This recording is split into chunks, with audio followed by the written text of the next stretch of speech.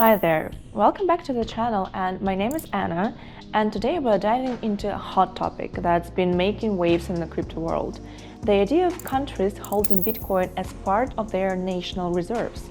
Now, we all know that Bitcoin has become a bit of a safe haven asset, helping people protect their money from inflation while also offering the potential for profit. Companies like MicroStrategy and Tesla have been holding onto their Bitcoin for a while now, and with the recent Bitcoin rally, it seems that the big players, yes, I'm talking about governments, are starting to take notice too. So hop in and let's explore what this could mean for the future of the crypto. President-elect Donald Trump recently endorsed the idea of a strategic Bitcoin stockpile. He mentioned that it would be the policy of his administration to keep 100% of all the Bitcoin the US government holds or acquires in the future. Sounds intriguing, right? But it doesn't stop there.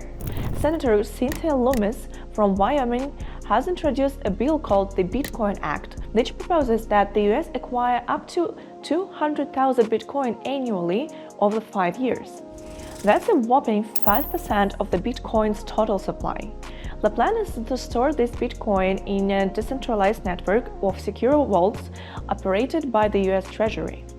However, while the federal government is contemplating this, some states might just beat them to the punch. Texas, Alabama, Florida, and Pennsylvania are all eyeing the possibility of holding Bitcoin reserves. Texas seems to have some lead. A legislation that already have been introduced in the Texas House of Representatives to establish a strategic Bitcoin reserve.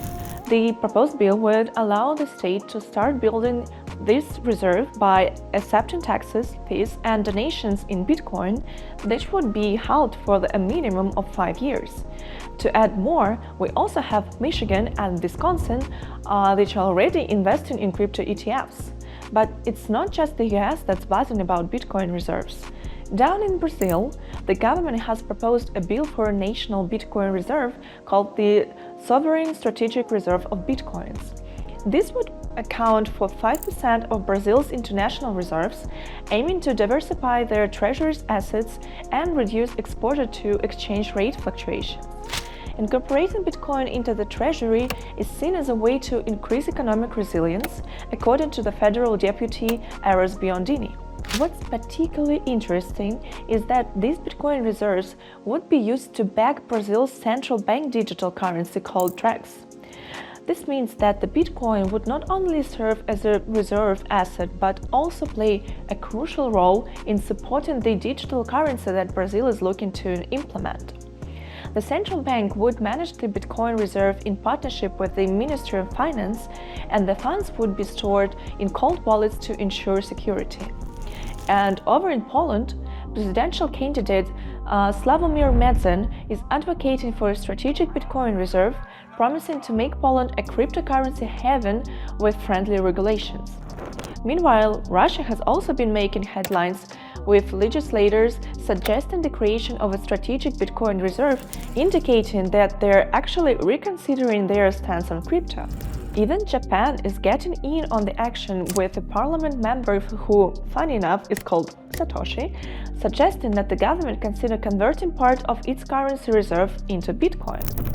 And he actually made a very good point, that is that Bitcoin is less susceptible to the influence of individual countries or institutions, and its neutrally and decentralized nature can support economic activity without being tied to a specific fiat currency. Japan has long been the #1 holder of US Treasury securities, so diversifying into BTC may seem like a very good idea. As more states and corporations consider adopting Bitcoin reserves, we might see a FOMO effect, or fear of missing out, spreading across the globe. Former Binance CEO Changpeng Zhao even hinted that China could follow suit, and there are whispers that Amazon might be considering Bitcoin as well. But hold on, it's not all sunshine and rainbows in a world of Bitcoin adoption.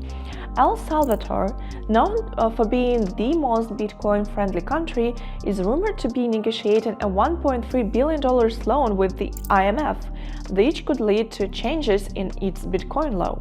The thing is, IMF for a long time had a crunch with Bitcoin adoption in El Salvador. At some point, IMF even made an ultimatum, either BTC or the IMF loans. And now it's reported that El Salvador might drop a legal requirement for businesses to accept Bitcoin, making it a voluntary payment method. But that's not the end of the world for BTC in El Salvador. They probably just need some pocket money, so they decided to get a loan in fiat rather than to touch their BTC reserve.